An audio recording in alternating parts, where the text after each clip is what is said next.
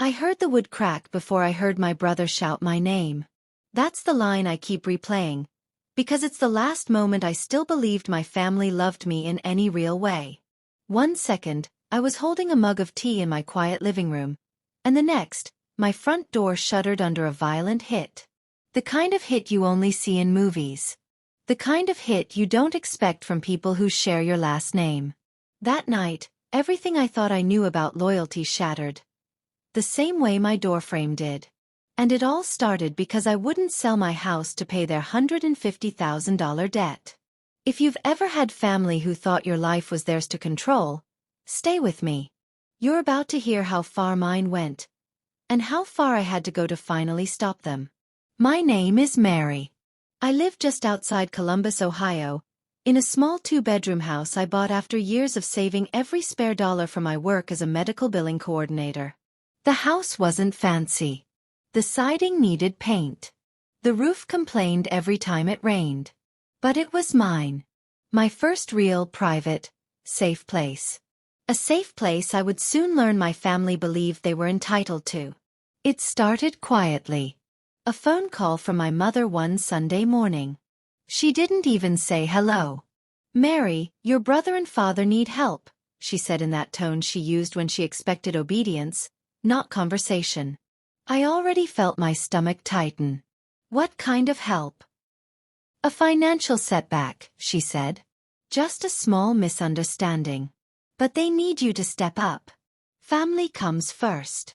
Family comes first." That phrase was her favorite weapon. And that morning, she swung it hard. The misunderstanding ended up being a $150,000 debt tied to a business my father and brother tried to start. Something involving flipping used trucks. They'd borrowed money, messed up paperwork, and let a predatory lender corner them. I wasn't even told about the business until after it failed. But somehow, the responsibility landed on me. If this already hits a nerve, if you've ever been expected to clean up a mess you didn't make, hit the like button so the algorithm knows these stories matter. And tell me where you're watching from.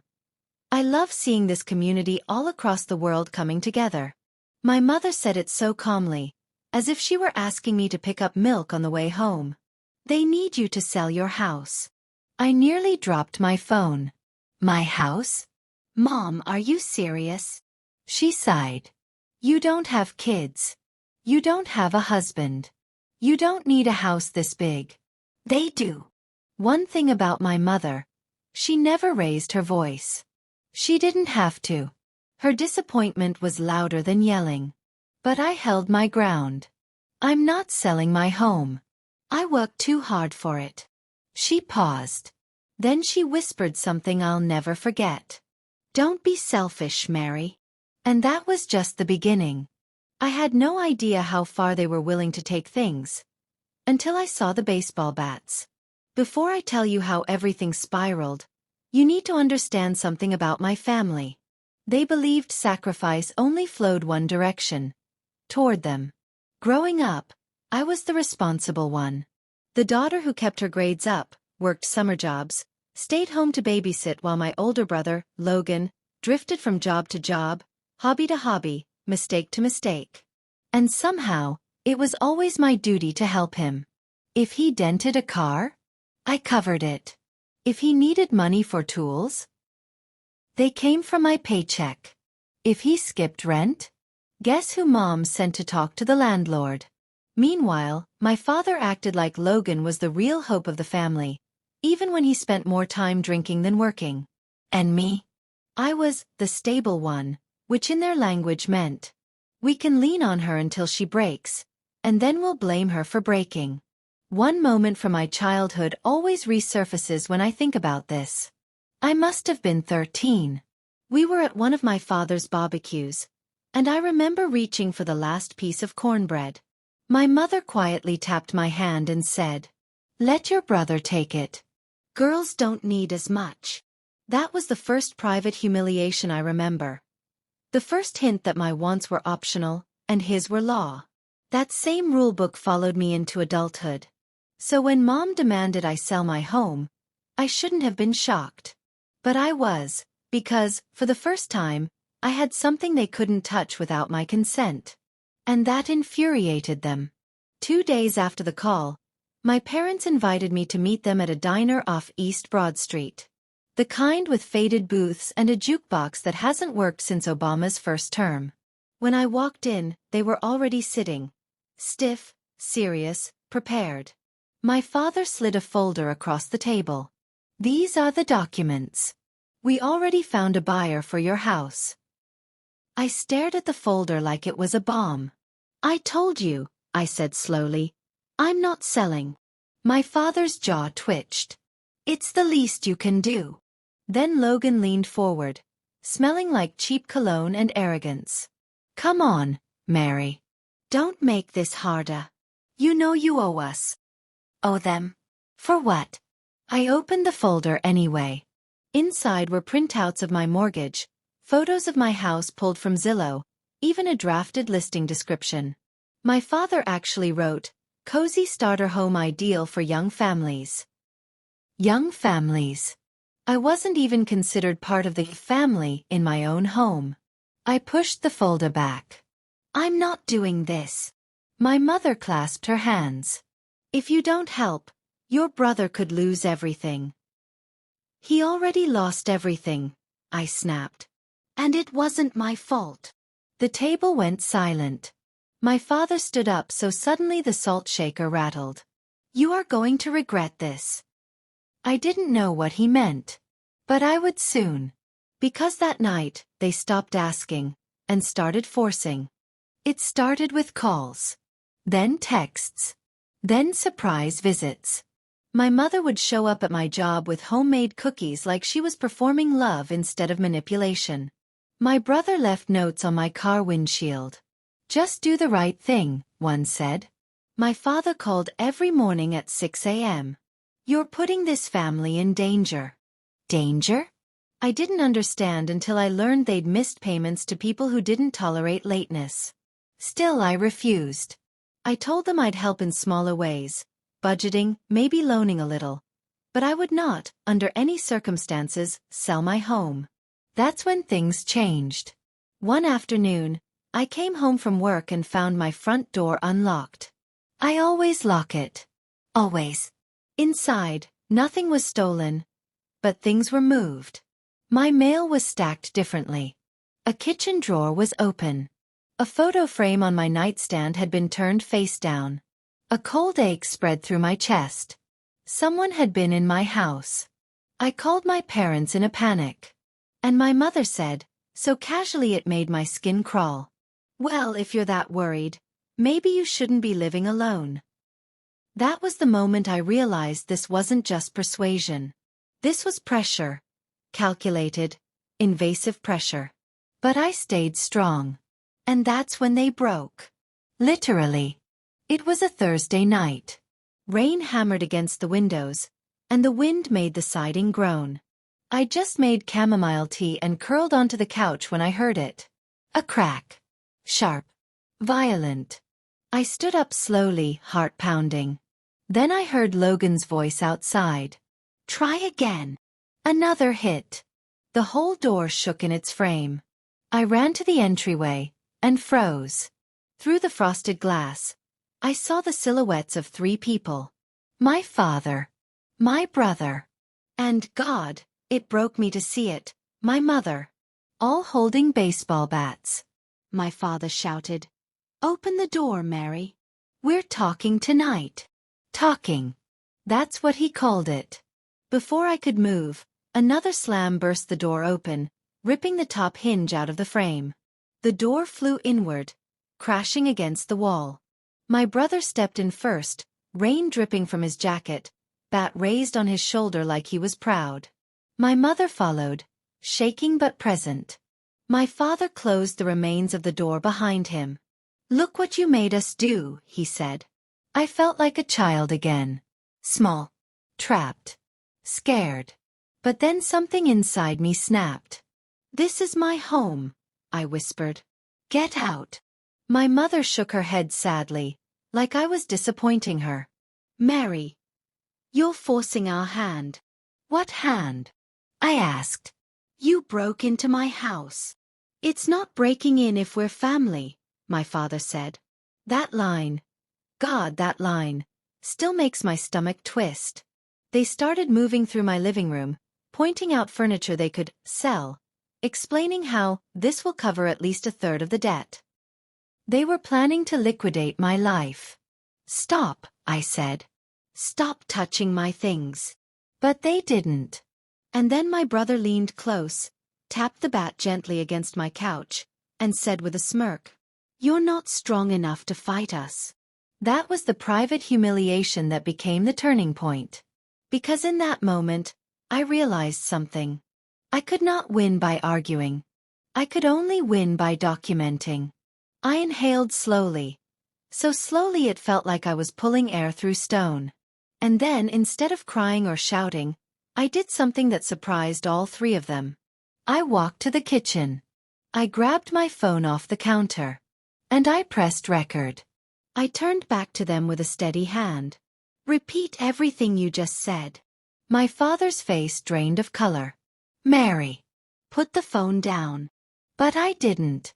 "Tell me again how you forced your way into my home. Tell me again how you're planning to sell my things." My brother swore under his breath. "She's bluffing." I stepped closer. "Say it. Out loud." My mother reached toward me. "Mary, please." "No." My voice finally had steel in it. "I'm done being quiet." My brother, terrified of cameras even more than consequences, shoved past my father and stormed out into the rain. My mother ran after him. And my father, for the first time in my life, looked small. He pointed a shaking finger at me. "You're making a mistake." Then he left too. And I stood alone in my broken doorway, holding my phone, heart racing, but finally awake. That was the night I stopped being their scapegoat and started being their reckoning. The next morning, I took the day off work and drove straight to the Franklin County Sheriff's Office. I filed a trespassing report. Then a property damage report. Then I handed them the video. The deputy who watched it shook his head. "They really said all that?" "Oh yeah," I said. "And I have more." Because after they left, I had recorded everything. The door, the frame, the muddy footprints, even the marks the bats left on my furniture. The deputy nodded. "We can issue a protective order. You want that?" I did. And for the first time, the law was on my side, not theirs. Next, I contacted a lawyer through a women's legal aid group. Her name was Anna Pierce, a sharp, calm woman who wore glasses and didn't waste words. When she heard the full story, she said, "You've been enabling them for years." I laughed bitterly. "I know. And now," she said, tapping her pen on the table, "we're going to help you stop." She guided me step by step. A restraining order. A cease and desist letter regarding property claims. A formal documentation that the mortgage and deed were solely mine. A statement of financial boundaries to present legally. But the smartest thing she helped me do was something subtle. We built a timeline. Every call. Every message. Every threat. Every attempt to enter my home. Every pressure tactic. A paper wall they couldn't knock down with a bat. By week 2, my family had no idea the storm forming behind the scenes. But they were about to learn. Before I continue, let me pause here for a moment. If you've ever had to stand alone, choosing yourself over people who demanded everything from you. If you've ever built your own boundaries from scratch. If you've ever realized family can be your biggest bully. Subscribe so you don't miss these stories. This community gets it in a way the outside world often doesn't. Now, let's get back to the fallout. Because there was fallout. It took 8 days.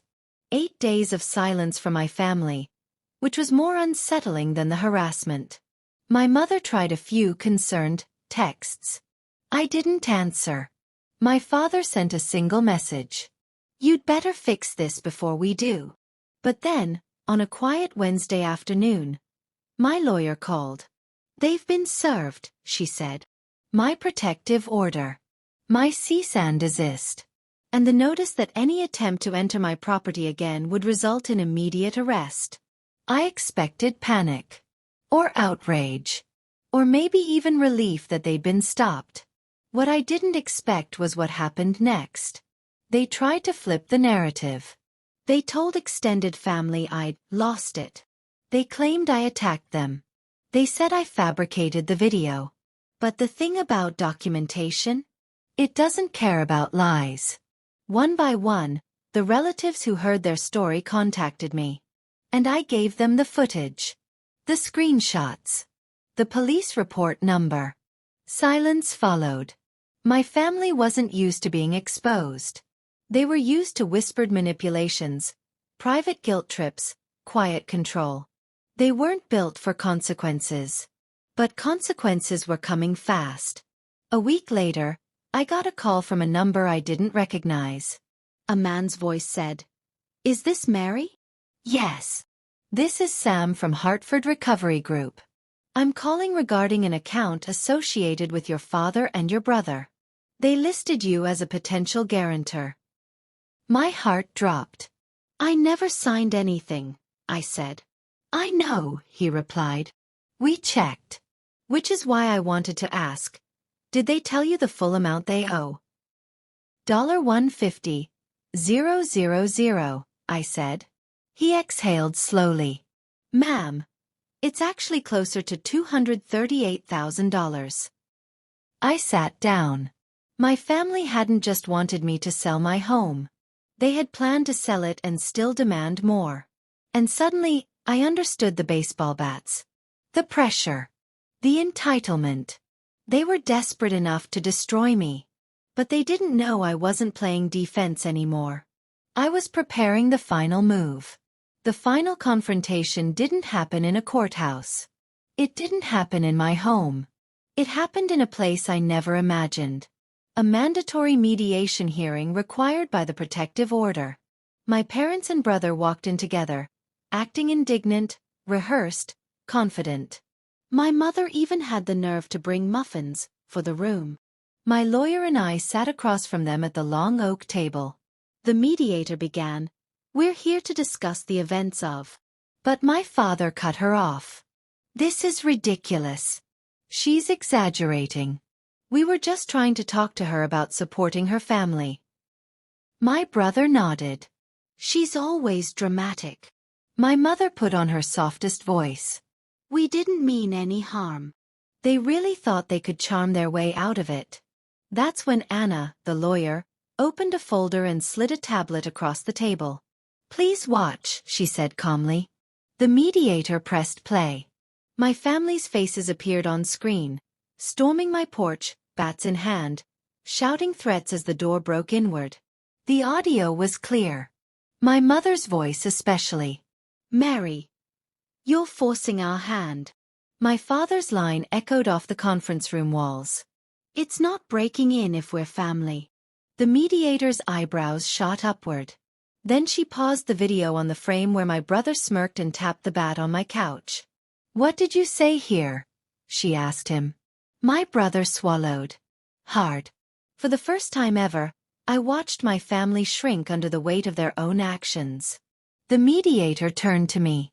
"Do you have more evidence?" "Yes," I said, opening my binder. "Texts. Voicemails. Notes left at my home. The police report. The damage estimate. And a statement from the debt collector confirming they misrepresented the amount they owe." Silence. Then my father snapped, "You're ruining this family." I looked him right in the eye and said the turning point line that had been building inside me for years. "No. I'm refusing to be ruined by this family." My mother burst into tears. My brother stood up and kicked his chair back. My father glared like he wanted to flip the table. The mediator held up a hand. "Sit down." And for once in their lives, they obeyed. The final ruling was simple. They were barred from my property for a full year. Any further harassment would result in criminal charges. They had no claim, zero, to my house or any of my assets. And I had the right to pursue restitution for the door and damages. They lost everything they tried to take from me. But the real moment of justice came when we walked out. My father muttered, "You're heartless." I turned back just long enough to say, "I finally learned to have a heart for myself." The months that followed were quiet. For the first time in my adult life, my phone didn't buzz with demands. My mailbox didn't overflow with guilt. My home was mine again. Not a battleground, not a bargaining chip, not collateral damage. I fixed the door, painted the frame, bought a new rug for the entryway. Not because I needed it, but because it felt like a celebration. Word eventually spread through the extended family. Some people judged me. Some supported me. Some stayed neutral. But none of that mattered. I slept deeper, breathed easier, smiled more. And slowly, I rebuilt a version of myself that wasn't shaped by obligation. 1 year later, my protective order expired. My family hasn't contacted me since. Not even on holidays. I used to think that would devastate me. But instead, it gave me peace. Because here's what I finally learned. Choosing yourself is not betrayal. Protecting your home is not selfish. Refusing to fund someone else's chaos is not cruel. Sometimes the strongest love you can show your family is stepping back so you stop enabling their downfall. If you're still here, listening to my story, thank you. Truly. I hope you take this with you. You are allowed to keep what you worked for. You are allowed to say no. You are allowed to walk away from people who only come closer when they need something to break. And if you've ever had to build boundaries the hard way, or if you're learning now, leave a comment. I'd love to hear how you found your strength. And before you go, subscribe for more stories like this. You never know who might need the reminder that walking away is sometimes the bravest thing you can do.